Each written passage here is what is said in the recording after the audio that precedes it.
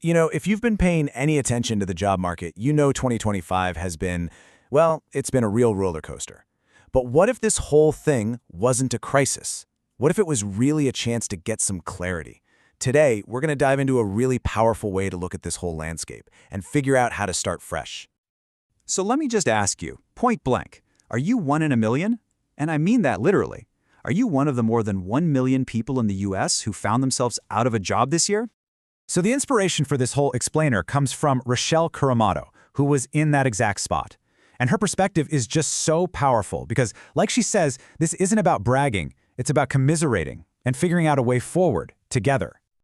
To really get why Rochelle's story hits so hard, you've got to understand who she is. I mean, on paper, if you looked at her resume, you'd think, no way. She's the last person you'd ever expect to be in this position. For starters, her academic background is, wow, just incredible. She has a master's degree, and her thesis advisor was the one and only Dr. Maya Angelou. Yeah, that Dr. Maya Angelou.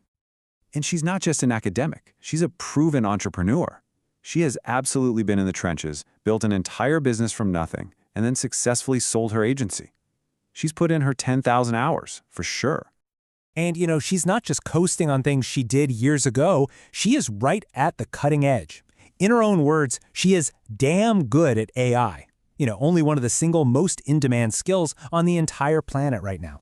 And yet, after all that, the incredible degree, the entrepreneurial success, the super relevant modern skills, her role was eliminated.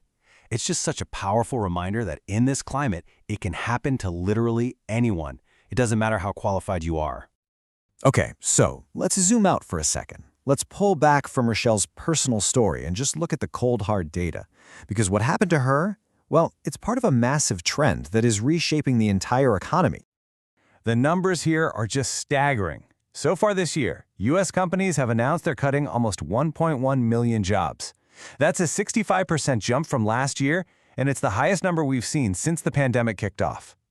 And get this, in October of 2025 alone, job cuts shot up 175% compared to the same month last year. So this isn't slowing down. The acceleration is it's undeniable. And putting this in historical context is really important. That 1 month, October 2025, over 153,000 cuts. That's more than double the month before. And it was the single biggest month for job cuts in over 2 decades. Think about that. 20 years. So why? Why is all of this happening right now? Well, the source points to basically a perfect storm of reasons. You've got companies just plain cost-cutting. You have people and other companies spending less. You've got corrections from all that hiring during the pandemic. And, of course, the big one, the huge transformation being driven by AI. Okay, so that's the data.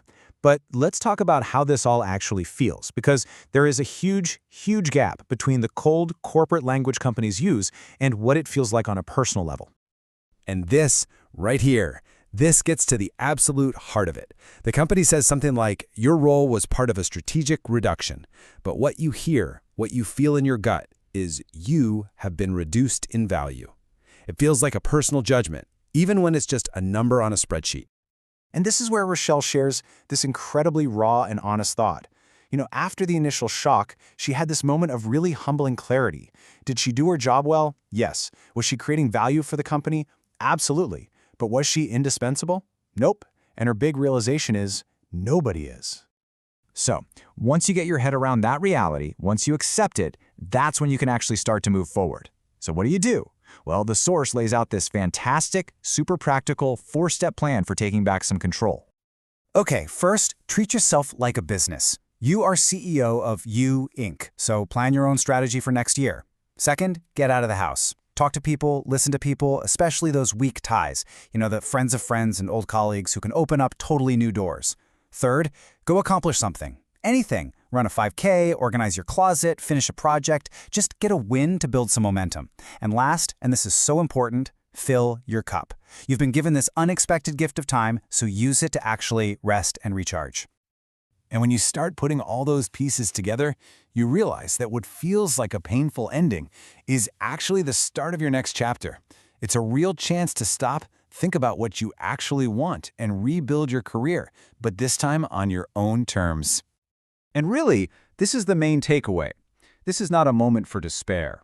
It is a genuine opportunity to walk into the new year with a totally fresh start, to be reset, replenished, and truly ready for whatever is coming next.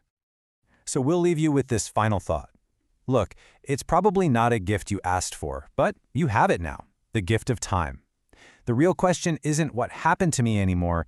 The real question is, what will you build with it?